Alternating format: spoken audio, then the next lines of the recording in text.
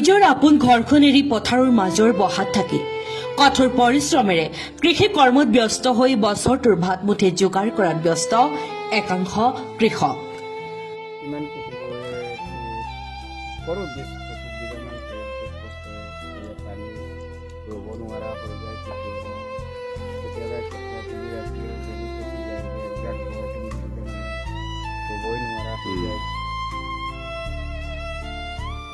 আমি ইয়াত 6 মাহ দিনে কষ্ট কৰো নেকি ন 6 মাহ দিনে কষ্ট কৰো কিন্তু প্ৰত্যেক বছৰে আমি আজি 10-15 বছৰ মান ঘৰ কোন জেগা আমাৰ তাৰ পৰা ঘৰ এৰি পেলাই ইয়াতে এৰি ল'ৰা ছোৱালী এৰি ইয়াতে খেতি কৰি থাকো আৰু এইটো আদি খেতি কৰি থাকো।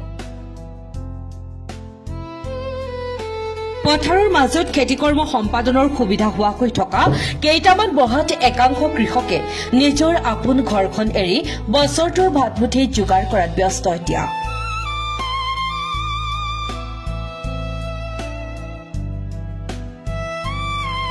বিশেষকৈ দেউৰী জনগোষ্ঠীয় এই পৰিয়ালসমূহৰ ঘৰ খেতিপথাৰ বহু দূৰত হোৱাৰ বাবে এনেদৰে সুবিধা কৰি লৈছে কৃষকসকলে।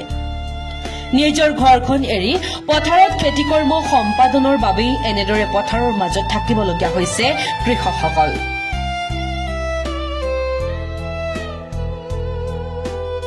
এই দৰিদ্ৰ পৰিয়ালসমূহৰ চৌকাত কোনোবা দিনা জুই নজ্বলে, যাৰ বাবে লঘোণে ভোকে দিনটো পাৰ কৰিয়েই খেতি কৰ্ম সম্পাদন কৰিবলৈ বাধ্য হয়।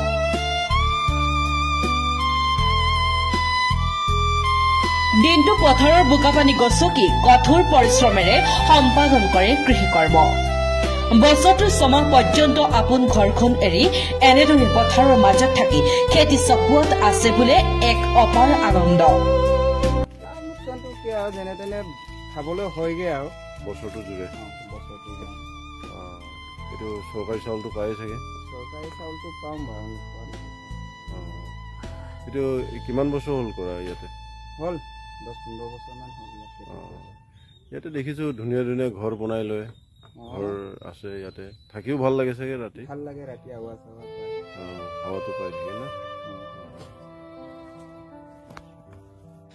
নেতৃত্বাধীন চৰকাৰখনে কৃষকৰ বাবে বহু আঁচনি ৰূপায়ণ কৰি আহিছে যদিও এইসকল কৃষকৰ বাবে নাই কোনো ধৰণৰ আঁচনি।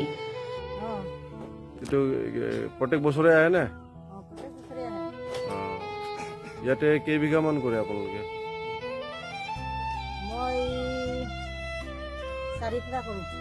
ইয়াতে ৰাতিপুৱা কেইটা বজাত যায়?